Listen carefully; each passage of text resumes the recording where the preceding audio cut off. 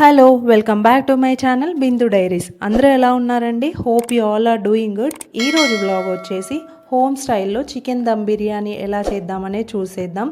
So అందరికీ చాలా ఇష్టం కదా చికెన్ దమ్ బిర్యానీ అంటే. సో ఇంట్లోనే మన ఉన్న ఇంగ్రీడియంట్స్తోని without any food colours add చేయకుండా బిర్యానీ ఎలా చేయాలనేది చూసేద్దాం. మరి ఇంకెందుకు ఆలస్యం, వ్లాగ్లోకి కంటిన్యూ అయిపోదాం.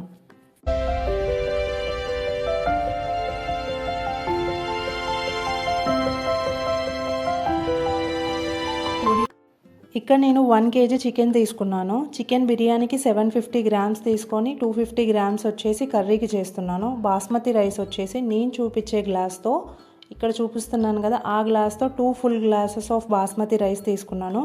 అండ్ చికెన్ మ్యారినేషన్కి వచ్చేసి 2 టేబుల్ స్పూన్ ఆఫ్ అల్లం వెల్లిపాయ paste and 1 cup of curd add చేయడం వల్ల గ్రేవీ అనేది వస్తుంది.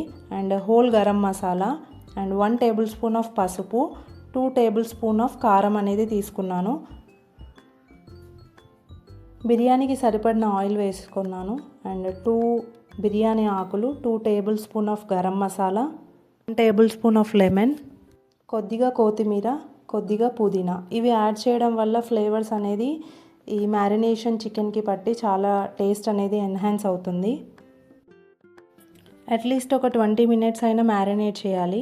ఇప్పుడు మనం బాస్మతి రైస్ వచ్చేసి ఉడికించుకోవడానికి ఒక బౌల్లో వాటర్ తీసుకొని అందులో ఇలాచీ, లవంగం, సాజీరా, ఆకు, ఆయిల్, ఇప్పుడు ఇవన్నీ మసాలాలన్నీ యాడ్ చేసుకొని వాటర్ అనేది హీట్ చేసుకోవాలి.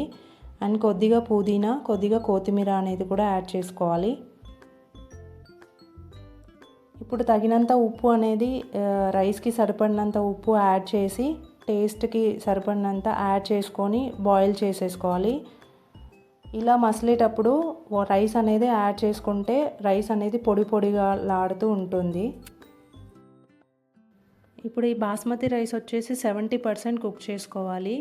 ఇలా స్ట్రెయినర్ కానీ చిల్లుల గిన్నె కానీ ఉంటే ఆఫ్టర్ 70% కుక్ అయ్యాక ఇలా ఒకేసారి స్ట్రెయిన్ చేసుకోవచ్చు. ఎందుకంటే కొద్దిగా తీస్తూ ఉంటే రైస్ అనేది మెత్తపడిపోతుంది. ఇలా అనేది స్ట్రెయిన్ చేసుకోవచ్చు అండి. ఇప్పుడు ఆ రైస్ అనేది ఒక లేయర్ రైస్, మ్యారినేషన్ చికెన్ గిన్నెలోనే ఒక లేయర్ రైస్, ఒక లేయర్ ఫ్రైడ్ ఆనియన్స్, ఒక లేయర్ కొత్తిమీర, ఇలా లేయర్గా వేస్తూ బిర్యానీ అనేది ఇలా సెట్ చేసుకోవాలి మ్యారినేషన్ గిన్నెలోకి.